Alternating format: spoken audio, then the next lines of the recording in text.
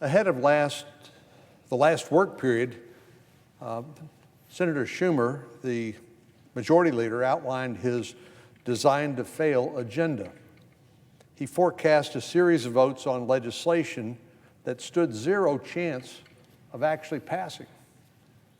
Legislation to exploit the cause of pay fairness, to line the pockets of trial lawyers, to erode Americans' Second Amendment rights, to force schools and hospitals to comply with woke social norms, and of course the marquee bill, a partisan takeover of our elections. It was obvious from the outset that this agenda wasn't designed to achieve results. It takes bipartisanship. It takes rolling up your sleeve and working to build bipartisan consensus to get things done in the Senate, especially so in an equally divided Senate as we have now. So rather than put forward a number of bills that would earn that sort of bipartisan support and actually pass, Senator Schumer chose to spend most of the Senate's time last month putting on a show for the so-called progressive base of his party. And I expect even more political theater this month. So in the next few weeks, we're told our Democratic colleagues will put their dual-track legislative approach to the test. One of those tracks will include a heavy dose of bipartisanship, and it's something I applaud. Contrary to public opinion, Republicans and Democrats in the Senate spend a lot of time working together. So far this year, we've worked together to counter threats from China, support small businesses impacted by the pandemic, and combat the increase in hate crimes against Asian Americans. We've done all of that together in a bipartisan way. Bipartisan solutions are also being crafted to address other major issues, from the border crisis to drug pricing to police reform. In the coming weeks, the Senate is expected to vote on one of those bipartisan agreements, that is to rebuild and maintain our nation's infrastructure. The process that brought us to this point certainly has been a roller coaster.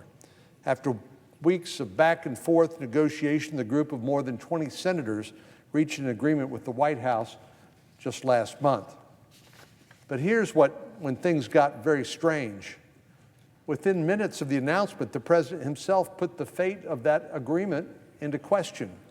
He said he wouldn't sign the bill unless Democrats paired it with a multi-trillion-dollar reconciliation bill that will include a smorgasbord of leftist spending priorities and trillions in higher taxes and more debt for Americans. Talk about whiplash. Both Republicans and Democrats were caught off guard. That hadn't been part of the discussions or negotiation. That isn't what they said they agreed to. Well, the reversal and unexpected announcement from the president that even though they were announcing a deal, they didn't have a deal, it prompted a weekend press cleanup. And the president issued a lengthy statement clarifying that it was not a veto threat. But we have no reason to suspect that the larger sentiment has changed. In a letter to his Democratic colleagues last Friday, the majority leader, Senator Schumer, said the Senate will consider both the bipartisan deal on infrastructure and the partisan budget resolution with reconciliation instructions. The bipartisan deal is very much tied to the fate of a completely partisan reconciliation bill, notwithstanding President Biden's cleanup after his unexpected announcement at the White House. Madam President, our Democratic colleagues don't have to listen to me, but I do believe they would be wise to avoid this path. They already went on a nearly $2 trillion spending binge earlier this year and sidelined every single Republican in the Congress during the process. They tried to bill this ultra-partisan legislation as COVID-19 relief, but we all know that only about 10% of the bill was directly related to the pandemic, and only 1% was tied to vaccinating the American people. The rest, 90%, was exactly the type of thing you'd expect to see in a bill that has only the support of our Democratic colleagues: funding for climate justice, backdoor money for Planned Parenthood, and more funding for state and local governments than they know what to do with. Blue states are using that money to pay down old debts with the funding. Our Democratic colleagues claim that that money was necessary for pandemic relief, but that's not what it's being used for. So how are we faring after Democrats passed this bill? Did the American Rescue Plan truly rescue America? Well, when it comes to the virus, the answer is clearly no. As I said, only a small portion of this massive spending supported our fight against COVID-19. When this bill was signed into law, the majority of frontline workers had already been vaccinated, and vaccine makers were working as quickly as possible to supply the rest of the American people who wanted them with shots. Today, 2/3 of adults in America have received at least one dose of the vaccine, 2/3. That progress came because of the bipartisan work that happened last year, not this year. And this legislation certainly didn't rescue our already sluggish economy. In fact, it's created more hurdles for our economy. Democrats created an incentive for workers to remain on the sidelines of the labor market through the end of September by offering enhanced federal bonuses to state unemployment. For example, businesses of all types have struggled to find willing workers. For every industry, from hospitality to retail to manufacturing to energy, help wanted signs can be found everywhere across my state. And we're not alone. One restaurant owner said the government has been his biggest competitor when it comes to finding workers. The labor squeeze has become so tight that half of the states, including Texas, ended the supplemental unemployment benefits early because they were not compensating people who couldn't work or couldn't find work, but paying people more than they would earn if they did work when jobs were readily available. And those are just the problems that have been created with the labor market. Families across the country have felt the sting of inflation as they've paid higher prices on everything from gasoline to groceries.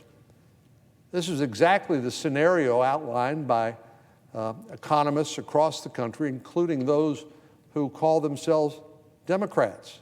People like Larry Summers, who served as Treasury Secretary under President Clinton and Director of National Economic Council under President Obama. He was among the first to warn about inflation or rising costs for consumers, and boy, you must have thought he was a skunk at the garden party.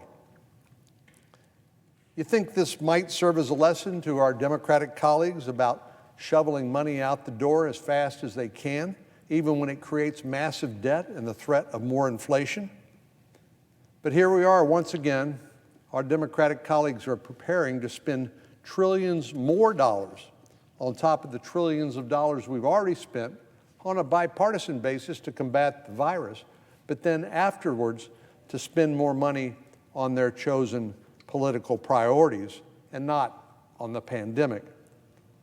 So they want to now add additional trillions of dollars to that debt and to that spending, risking even more dangerous and volatile inflation. The details of what this round of spending might look like are still coming together, but we know if Chairman of the Budget Committee, Bernie Sanders, has his wish, that the price tag could come out as high as $6 trillion more. $6 trillion is a quarter of our gross domestic product. If you convert our country's World War II spending to today's dollar, it only comes out to $4.4 trillion. So the Democratic chairman of the Budget Committee wants to spend more money than we spent to defeat Nazi Germany and Imperial Japan during World War II. But I want to be clear about another thing. This so-called human infrastructure plan, which is just made-up words indicating that they're trying to mask the reality of what they want to spend money on. It's not about bridges and roads. It's not about broadband, things that we all understand are truly infrastructure. It's about a long list of political spending preferences. And it certainly can't be compared to spending the money we needed in order to win World War II.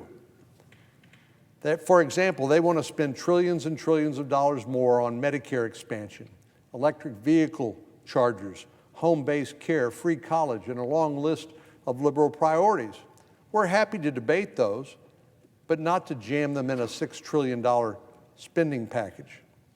And all of this spending would be in addition to the more than $1 trillion bipartisan infrastructure bill that apparently is currently being drafted.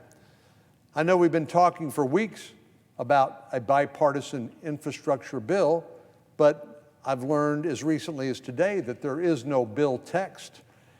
And the Congressional Budget Office that scores these bills has not done so yet. So we can determine whether the so-called pay-fors are indeed legitimate and stand up to scrutiny. Our national debt is at the highest level since World War II.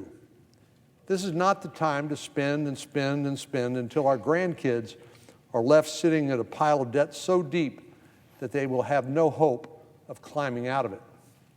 And we certainly can't tax and spend our way to prosperity. We need to take a hard look at our spending habits and make some tough choices, like most American families. They have to decide what are my priorities and what are the resources I have to spend to fund those priorities. And that's exactly what we need to do here in Congress. Folks on both sides of the aisle want to rebuild our nation's infrastructure. Rebuilding resilient roads, bridges, and broadband are top of mind for Republicans and Democrats. I know our colleagues are still working on text, as I said, for the bipartisan infrastructure deal, and I'm eager to see the details on how this massive investment is paid for. But again, this is only one half of the so-called dual-track process announced by Senator Schumer. The exorbitant price tags being floated for the second track have raised serious concerns, not just among folks on this side of the aisle, but on both sides of the aisle. I sincerely hope that some of our colleagues on the other side will stand up against irresponsible spending. As we know, it takes just one Democratic senator to stand in the way of this abuse of the reconciliation process, and I hope one or more of them will have the courage to do so. Madam President, I yield the floor.